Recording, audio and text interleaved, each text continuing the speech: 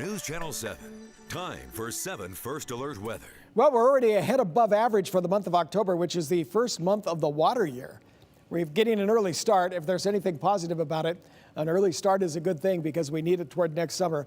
And if you take a look at the snow in some of the mountains, for instance, here in Sun Valley, this is great. They were just talking about that. You can see the ski runs kind of outlined rather well there in the Sun Valley area. This is right beside Payette Lake.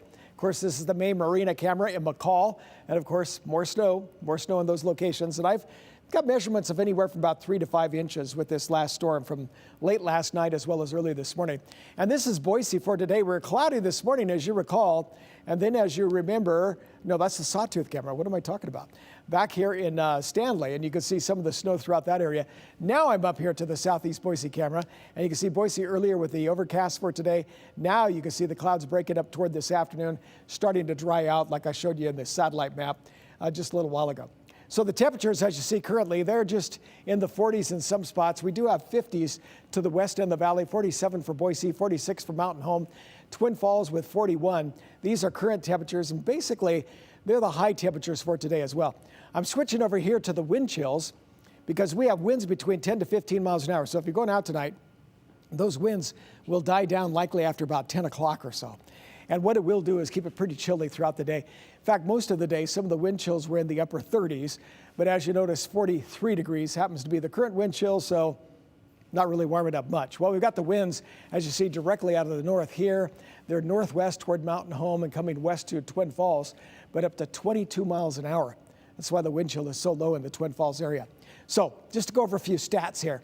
You see 50 degrees for the high today. That's their high so far. It looks like that's going to be it. We're about 10 degrees. The average is 10 degrees above the temperature for today. In the way of the precipitation, we only had 1/100th of an inch of rain for this morning. So you add that to the 0.87, we've had 0.88. This won't register until the end of the day. But we are above average by 0.22, which is pretty good there. Now, when you take a look at our futurecast, you can see the snow over here in eastern Idaho. You can see the clouds for tomorrow. Still that northerly flow into Thursday. And even into Friday, it clears out. We're going to be seeing some sunshine and clouds into the weekend. Here's a storm system that pretty much weakens as it heads toward us as we get into Saturday. But Saturday, there's just a slight chance of a few showers. This is later in the afternoon. It doesn't really appear that we're going to be seeing much out of it. But nonetheless, just to let you know it's there. So over the weekend, it's partly cloudy, mild for the most part. 52 for tomorrow, and then into Friday it's up to nearly 60. Because of those clouds on Saturday, 56. You see Sunday 59. Now as we get into Monday, late Sunday night, there's a storm system.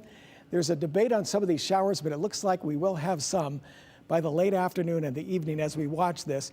And then it starts to develop a little bit more as you get into Tuesday and Wednesday. But notice what the storm does, brings it down from a 60 to Wednesday's high next week of 48 degrees. I'm focused on that weekend though, Rick. Yeah, it's early for all of really this, nice. but you know, the weekend is going to be pretty good. As long as there's sunshine. Yep. Yeah. All right, Rick, thank you.